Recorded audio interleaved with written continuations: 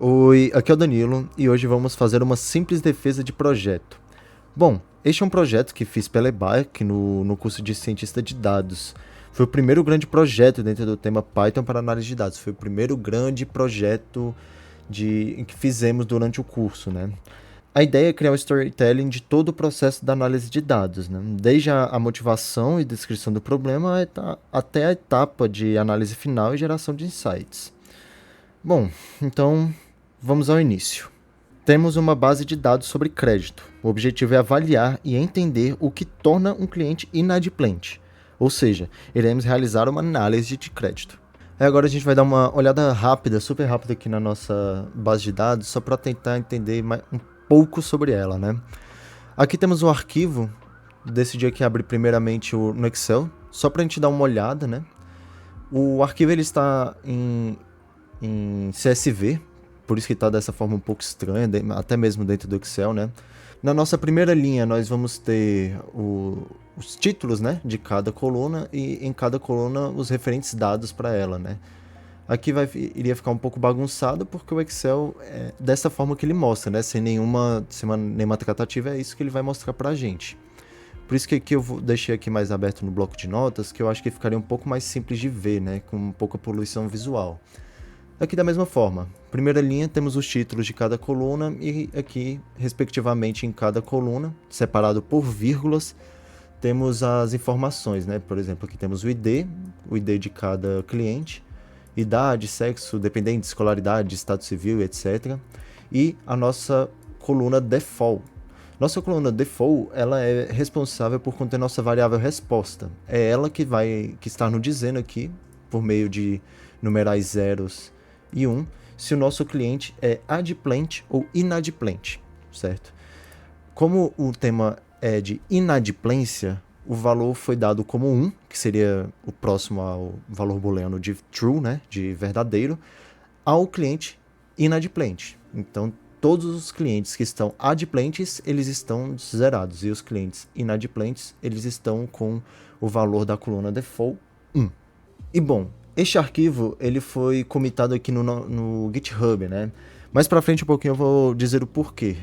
Mas da mesma forma aqui, colocamos ele dentro de uma pasta e temos aqui o nosso arquivo CSV, o material de suporte, né? Tudo da mesma forma, com todas as 10.000 linhas, título das colunas, dados, etc. Então vamos aqui logo ao nosso projeto, que aí a gente já vai adiantando, inclusive, a nossa explicação sobre o porquê de estar no GitHub, né? O projeto, inicialmente, ele foi feito no Google Colab. O Google Colab é uma plataforma muito famosa dentro do processo de análise de dados, ciência de dados e afins, como quaisquer outras programações mais simples que você deseja fazer com Python, né? E depois foi transferido aqui pelo Kaggle, porque o Kaggle é uma plataforma também super conhecida por conter essa análise com notebooks também da mesma forma, né? Então vamos lá. Começaremos então pela primeira célula aqui, que fizemos o import do pandas. Eu já adianto que no decorrer do código teremos outros importes de outras bibliotecas. Todas elas não estão aqui, o que seria dito como errado, né? Mas foi uma decisão pessoal de colocá-los mais para baixo, mesmo não sendo convencional. O convencional seria colocá-las todas juntas, mas eu botei depois só para uma questão de organização mais visual, né? E logo aqui embaixo temos o import da nossa base de dados. E daqui o porquê de nós termos colocado ele dentro do GitHub. Porque é muito mais eficiente ter uma base de dados não local, né? Não armazenado na sua máquina. Isso vai garantir que a gente não dependa da nossa máquina para manipular os dados, né? Eles estão armazenados na nuvem. Se nossa máquina der um pau, a gente não vai perder todo aquele arquivo CSV, né? E a gente sempre vai poder trazê-lo sempre, porque ele vai estar sempre comitado no mesmo link, né? Uma dicasinha rápida, quando você faz o import aqui, você vem no raw, nesse botãozinho raw que está bem aqui. Quando você clica nele, ele vai abrir uma página web com toda a informação. E é a partir deste link que a gente joga aqui que ele vai conseguir fazer a leitura correta do nosso data frame. Então, primeiramente, vamos dar aqui um df.head com o número de linhas 10. Então ele vai nos mostrar as 10 primeiras linhas do nosso data frame. Diferentemente do arquivo do bloco de notas em Excel, aqui a gente já consegue ter uma visão bem mais agradável, né? A gente pega aqui a nossa variável def e bota o método .head, que ele vai botar a nossa visualização em uma tabela, que vai ser muito mais agradável de ver. Inclusive, a gente consegue ver a delimitação aqui, que ele já pega, ele já reconhece, faz o reconhecimento que é delimitado por vírgulas e vai nos dar a tabela com uma visualização bem melhor.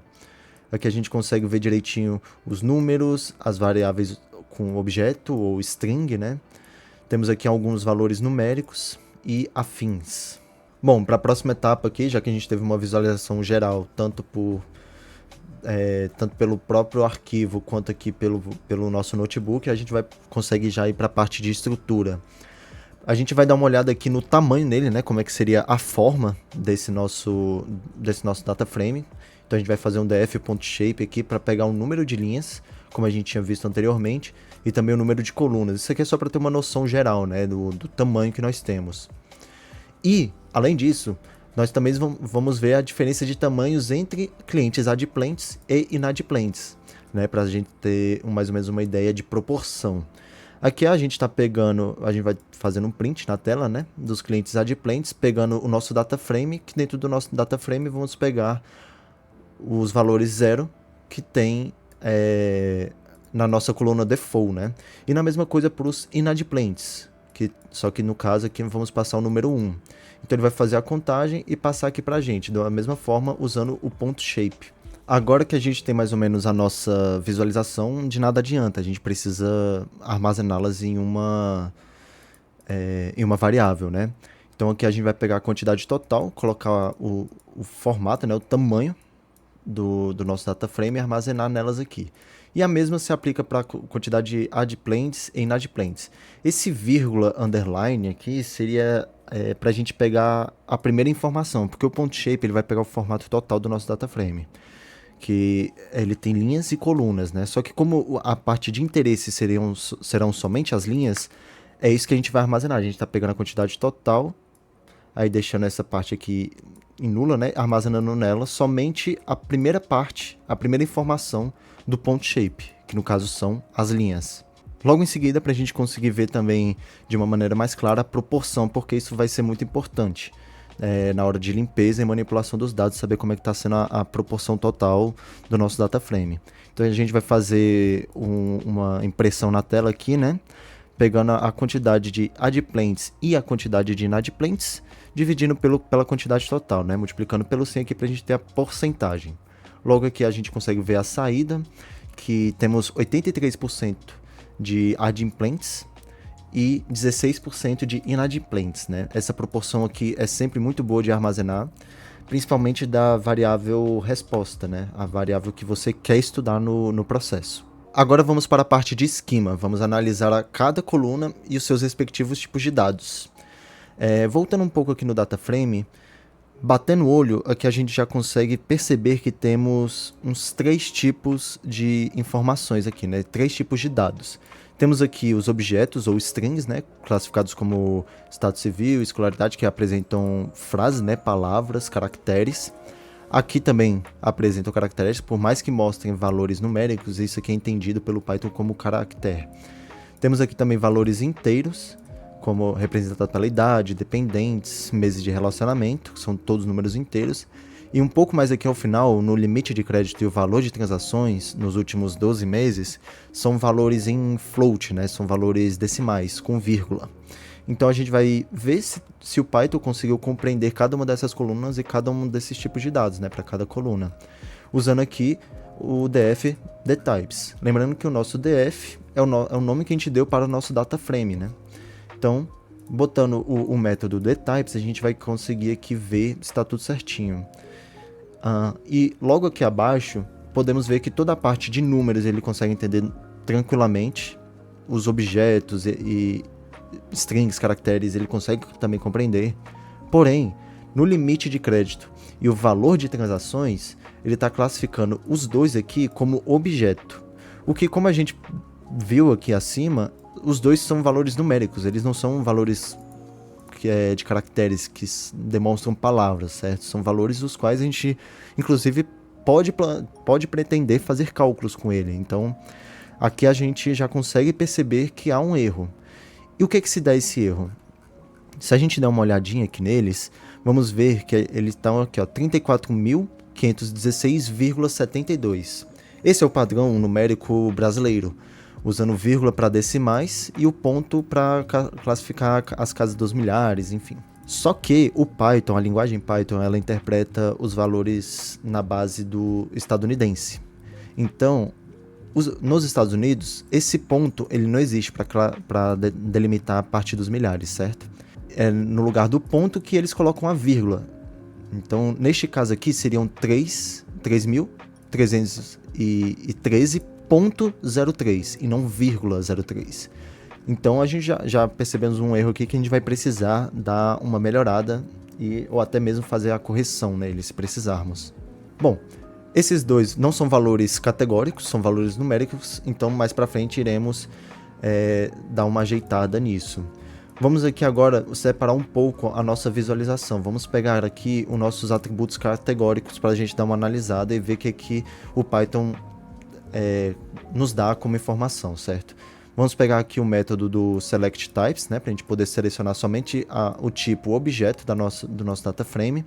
Vamos pedir para ele dar outro método aqui que é o ponto describe e depois o método transpose para ele botar em formato de tabela, né? Que a transposição ele vai inverter linhas com colunas, certo? Aqui temos todas, ou melhor, quase todas das nossas colunas com valores categóricos, tirando o limite de crédito e o valor de transações. E só com essa linha de código ele já consegue fazer algumas pequenas análises. Ele consegue nos dar o topo, a frequência, valores únicos, fazer a contagem de todas as recorrências. Nós vimos aqui acima que nós temos 10.000 linhas, certo? E quando a gente bota para ele fazer a contagem, percebemos que no sexo ele tem as 10.000 linhas, porém escolaridade, estado civil e salário anual tem valores menores que isso. O que isso significa? Que dentro dessas colunas há valores nulos, há valores em branco, certo? Que não foram completados. Partindo da mesma forma para os valores numéricos, ele também, usando a mesma linha de código, fazer uma pequena tabela com uma pequena análise sobre os valores numéricos que nós temos. Aqui a gente também está selecionando apenas os number, né? Os valores numéricos, os atributos numéricos, pedindo para ele fazer um describe e fazendo a transposição também, trocando linhas com colunas. Nos valores default, a gente consegue ver que toda a contagem dele está redondíssima. Todos os valores com atributos numéricos estão completos. Todos eles, em nenhum deles há um valor nulo, né? Percebendo então que nós temos colunas com valores nulos, nós vamos aqui para a parte de dados faltantes. Nós iremos ver aqui quais dessas colunas, por mais que a gente tenha visto aqui desta forma, há outra forma também de ver se há valores nulos em colunas, né? Então a gente vai verificar quais dessas colunas têm os valores nulos, de outra forma, pegando o nosso data frame com o método isNA.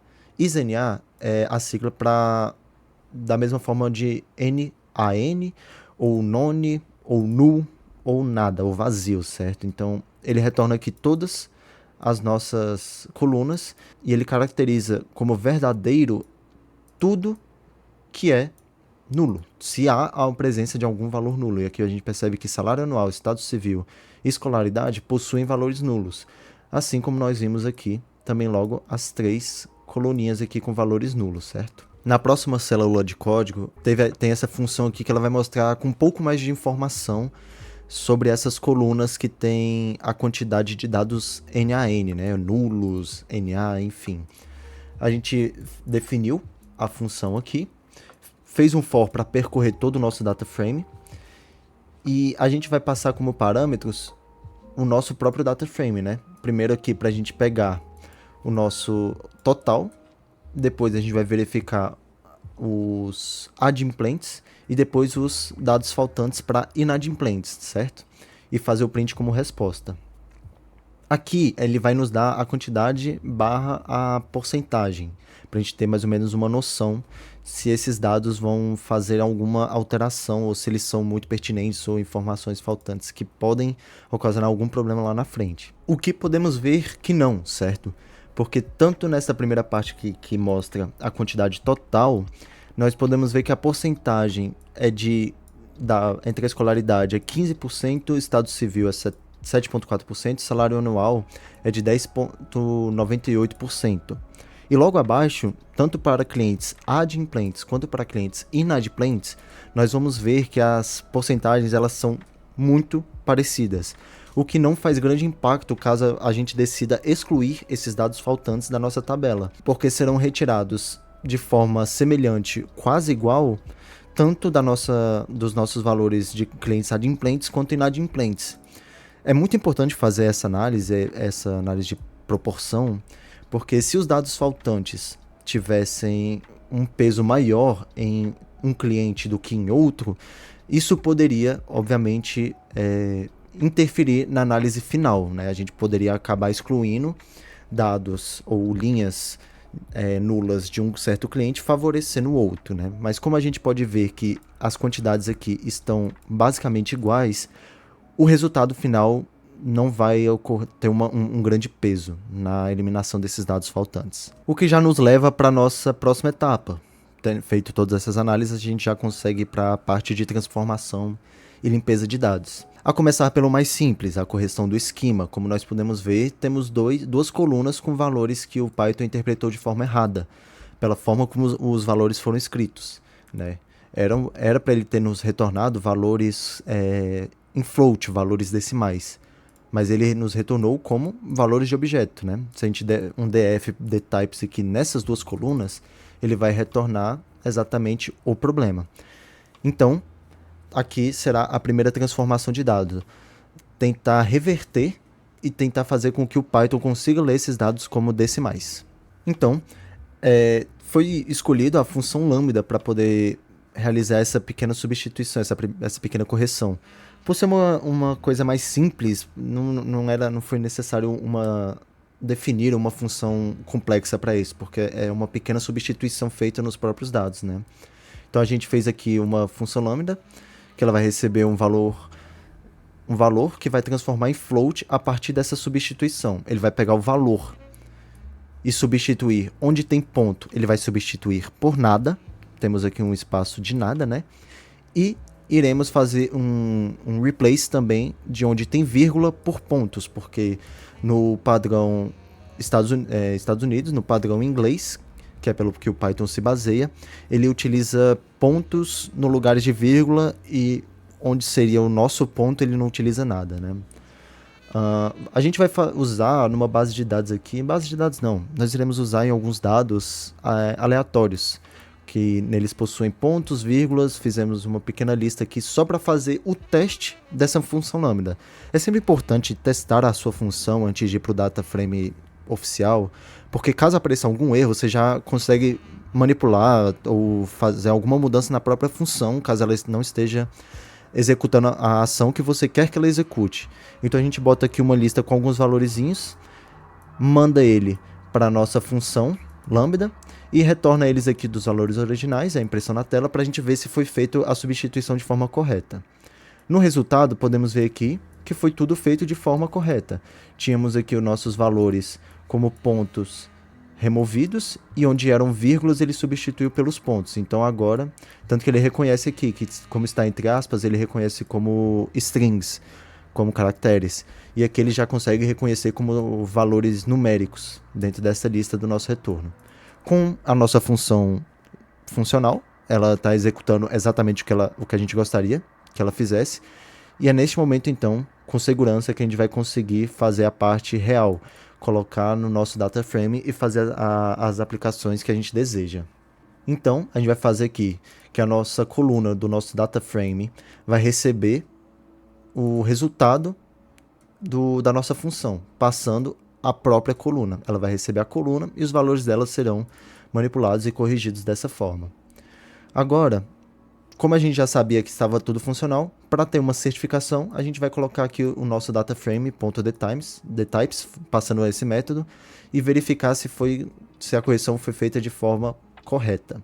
E podemos ver que sim, tanto o nosso limite de crédito quanto o valor de transações agora ele consegue enxergar de forma float, ele consegue enxergar como um valor decimal e não mais como um objeto, como era o problema que estava acontecendo antes. Com essa correção, agora a gente consegue ver como deveria os atributos categóricos com todas aquelas informações que a gente já tinha visto antes, só que sem essas duas colunas aparecendo na parte categórica, e nos atributos numéricos nós conseguimos ver que eles aparecem aqui, o limite de crédito e valor de transações, com todas as análises estatísticas que o Python consegue fazer para a gente, da mesma forma.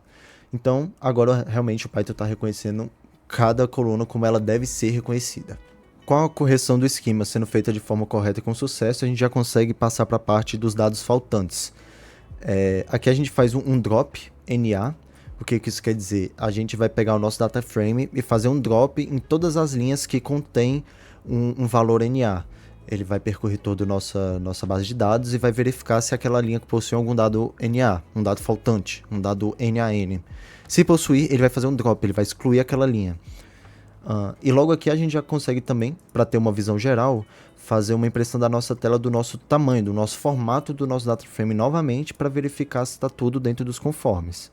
E também, para ficar mais fácil de visualizar, a gente vai colocar aqui nas variáveis, da mesma forma como foi feito anteriormente, esse resultado, esse formato em variáveis, com o mesmo nome, só que com adicional de nova, para a gente ter uma diferenciação. Aqui então temos a impressão na tela da proporção de ambos, tanto a proporção anterior, classificada pela primeira linha, por aqui, quanto pela proporção posterior à remoção desses dados, e novamente para verificar se a proporção se mantém parecida, para a gente não ter uma análise de dados enviesada. Bom, vendo aqui, a proporção de adimplentes é de 83 e a nova proporção de clientes adimplentes é de 84. Um valor muito pequeno que não muda tanto, que não mudaria tanto a nossa análise final. Na mesma forma com os clientes inadimplentes, antes tínhamos 16 e agora nós temos 15. Perdemos 1% de cada, né? Na verdade, aqui a gente perdeu 1% e aqui a gente aumentou em 1%. Não é uma proporção que se torna enviesada, não é uma proporção que possa causar erros. Com a etapa de correção, com a etapa de limpeza dos dados feita, agora a gente consegue ir para a parte principal, que é a visualização de dados. A gente vai conseguir pegar todos os dados e mostrar isso de forma visual, a nossa análise de dados, para que a gente consiga, de fato, tomar as nossas conclusões. Como eu disse antes, é importante deixar todos os imports como a primeira coisa na primeira célula que você tem do seu notebook. Mas por uma opção pessoal, eu decidi colocar os imports aqui de forma categórica, né? Antes tínhamos o import do Pandas para poder fazer a manipulação de dados, agora temos o import do Seaborn e do Matplotlib para a visualização de dados.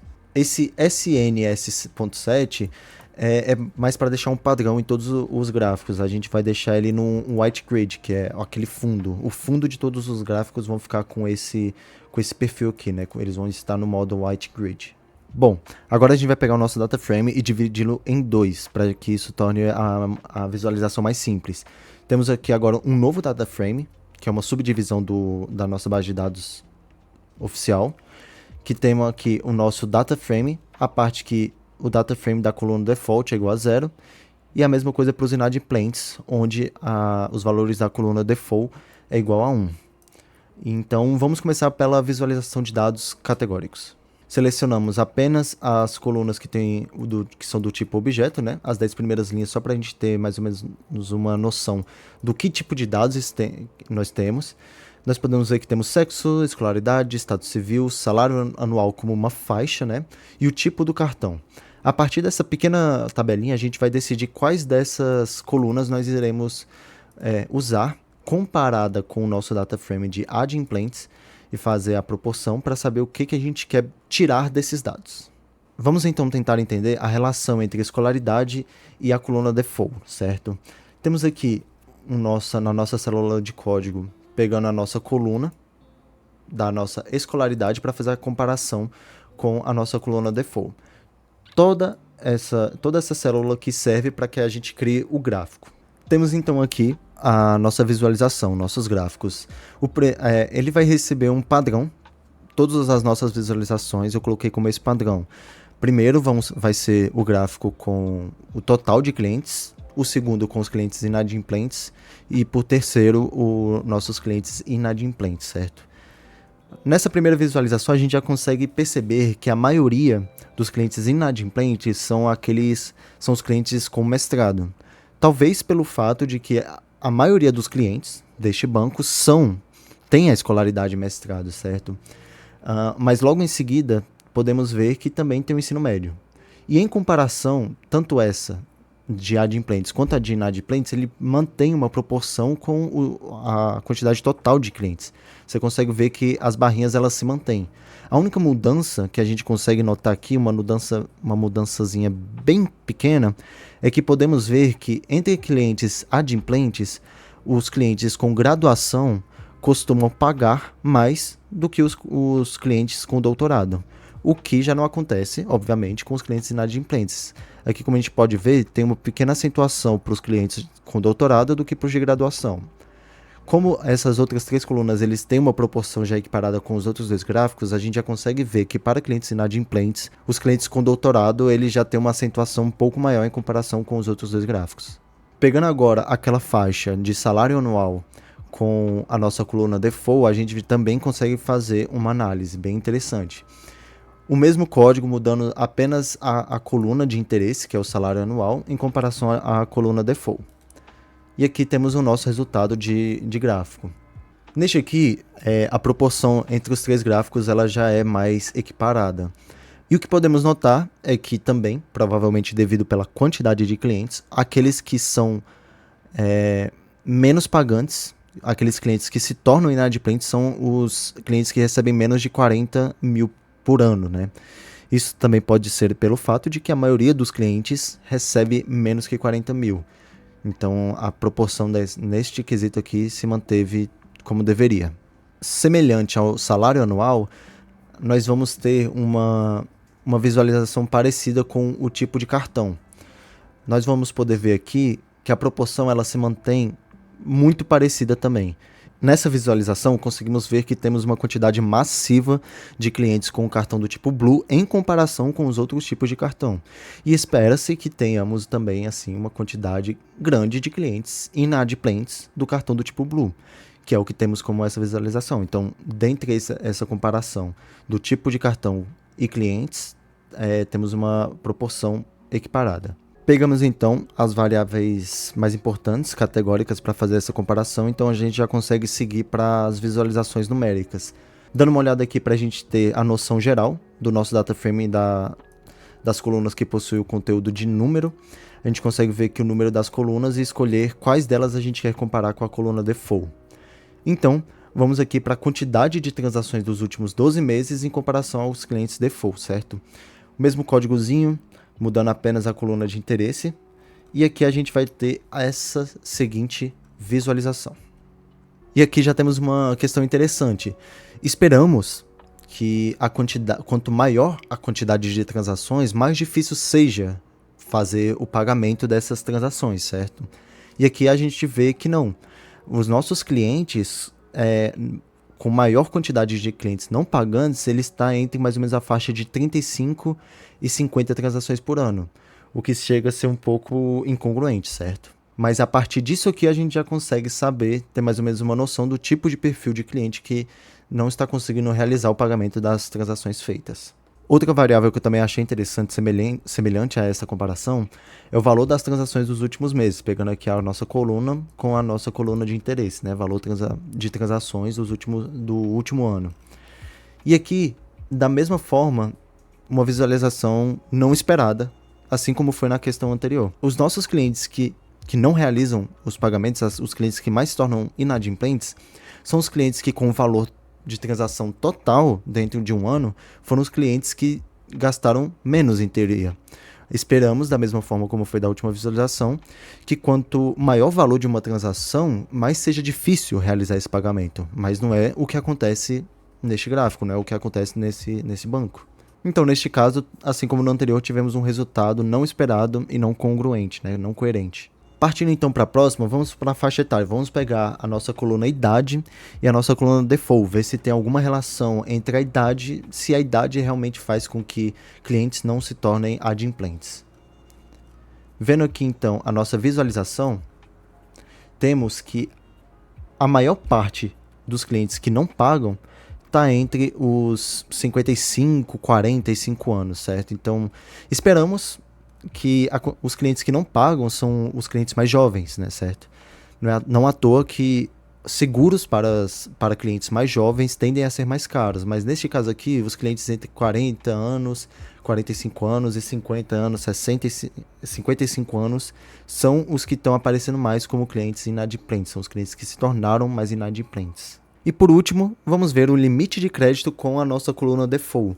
Vamos ver se tem alguma relação que a gente consiga tirar daqui, se o limite de crédito impacta em alguma coisa para tornar o nosso cliente inadimplente, certo? E aqui também, mais uma coisa inesperada.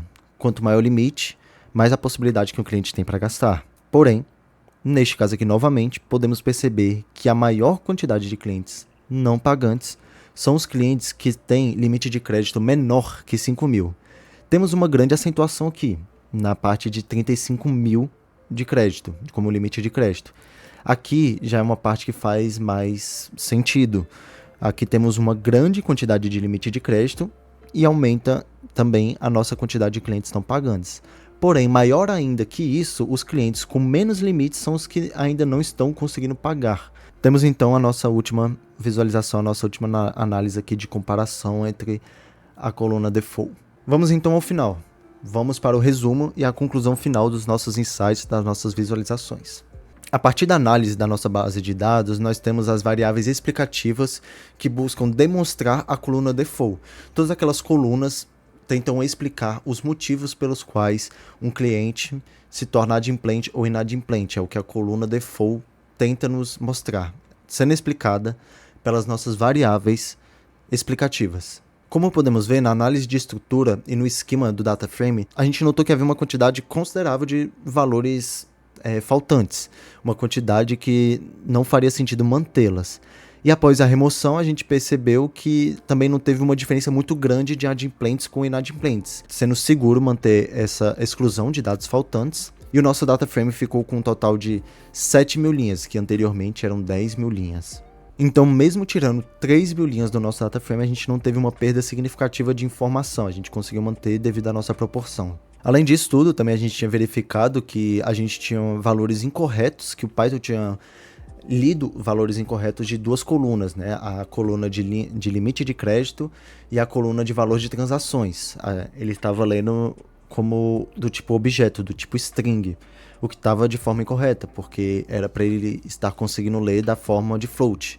Porém, como ele é baseado no padrão estadunidense, foi preciso realizar toda aquela substituição de pontos por nada e de vírgulas por pontos, para que ele consiga ler de forma correta que aqueles valores são numéricos e não categóricos. Após a limpeza e a correção, a gente fez análise de cada gráfico. A gente conseguiu ter mais ou menos uma noção, algumas incoerências e algumas coisas já esperadas sobre os clientes inadimplentes e o que isso possa tornar ele inadimplente. Após cada gráfico, a gente conseguiu tirar um insight em alguma coisa, alguma informação relevante para essa análise. E também não podemos deixar de destacar que o insight mais surpreso foi na visualização numérica, né? Nela notamos que quanto menor a quantidade de transações, menor o valor de transações e menor o limite do cartão, maiores são as chances do cliente se tornar inadimplente, o que não é coerente na nossa cabeça. É muito contraintuitivo você pensar que quanto menor uma pessoa gasta, menor um limite de dinheiro que ela pode gastar, maior a chance dela se tornar inadimplente. No mais, na visualização categórica tivemos resultados mais habituais, tirando a escolaridade com o default, né? Que nos apresentou um resultado não esperado. A gente esperaria o inverso daquilo que nos foi mostrado, né? É importante destacar também a relação entre idade com a nossa coluna default. É esperado que clientes mais jovens tenham mais risco de não pagar, sendo que a gente viu que não é isso. Pessoas na faixa de 40 a 50 anos são as pessoas mais aparentes como não pagantes. Bom, por fim, foi possível atingir o objetivo principal da análise exploratória de dados, conseguimos entender os principais motivos que levam o cliente a tornar-se inadimplente. E agora, após uma pequena análise preditiva, podemos tomar decisões e criar previsões. Agora a gente consegue saber mais ou menos os perfis dos nossos clientes que estão no banco, a partir desse data frame. A gente consegue fazer uma previsão e tomar decisões que possam nos ajudar a prevenir ou até mesmo ajudar esses clientes a pagar, para que assim a nossa quantidade de clientes e inadimplentes que já era pequena torna-se menor ainda. Bom, temos aqui então o nosso projeto final da análise de dados. Espero que tudo tenha ficado coerente para vocês, espero que eu tenha conseguido explicar tudo certinho para vocês. Quaisquer dúvidas e feedbacks, a linha de comentários é para vocês. Minhas redes estarão aqui na descrição. Não esqueçam de deixar um likezinho e se inscrever para mais conteúdos como este. Futuramente irei a trazer vídeos mais curtos, que esse aqui ficou extremamente gigante. Mas irei trazer vídeos mais curtos sobre os exercícios que eu estou fazendo na EBAC, né? E também dar os meus feedbacks. Então é isso. Espero que vocês tenham gostado e entendido tudo.